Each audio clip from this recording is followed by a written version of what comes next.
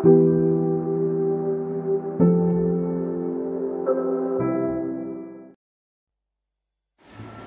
pagi anak-anakku sekalian. Sebelum kita masuk ke dalam pembelajaran hari ini, mari kita renungkan firman Tuhan. Sebelum merenungkan, kita berdoa masuk ke dalam saat teduh.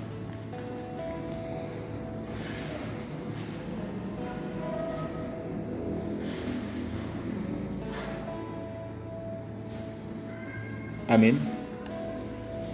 Sebagai ayat bacaan pada pagi ini diambil dari kitab Mazmur pasal 33 ayat 12 yang berbunyi, "Berbahagialah bangsa yang Allahnya ialah Tuhan, suku bangsa yang dipilihnya menjadi miliknya sendiri, merdeka." Satu kata yang akan selalu dimengerti dan diingat oleh seluruh bangsa Indonesia. 17 Agustus 1945. Satu tanggal yang tak akan pernah dilupakan oleh siapapun, yang menyatakan bahwa merah putih adalah bendera kebangsaan Indonesia.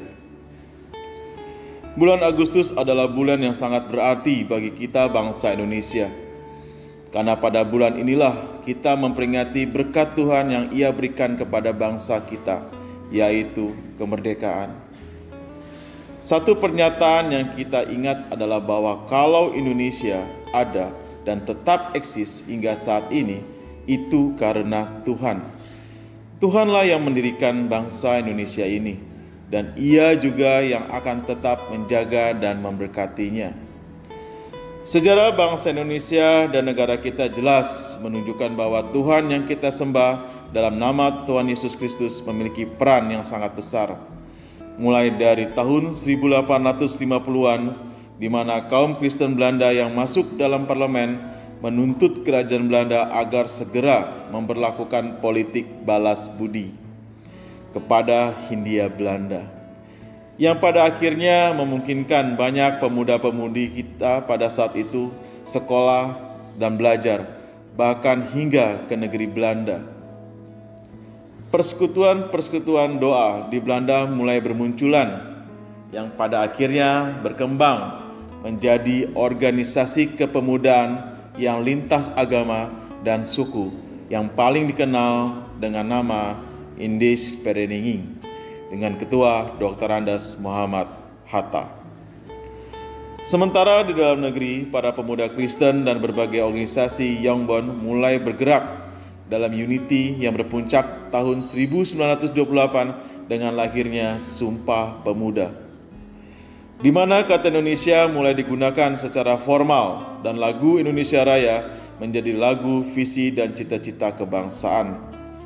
Secara signifikan, karya Tuhan pun tampak jelas ketika 18 Agustus 1945, sehari setelah proklamasi, para pendiri negara bersidang untuk memfinalisasi penetapan dasar negara, maka disepakatilah sila pertama Pancasila yang kita tahu sekarang ini, dan bukan versi awal yang hanya menitikberatkan kepentingan salah satu agama saja.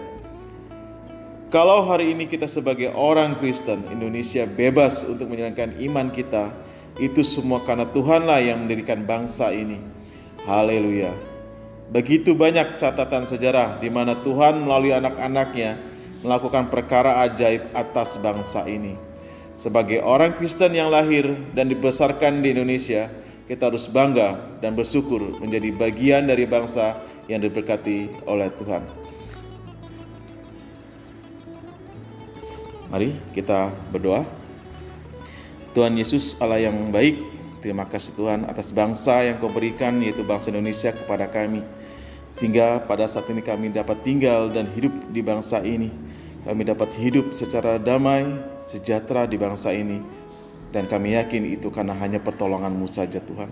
Terima kasih Tuhan Yesus, terima kasih. Amin.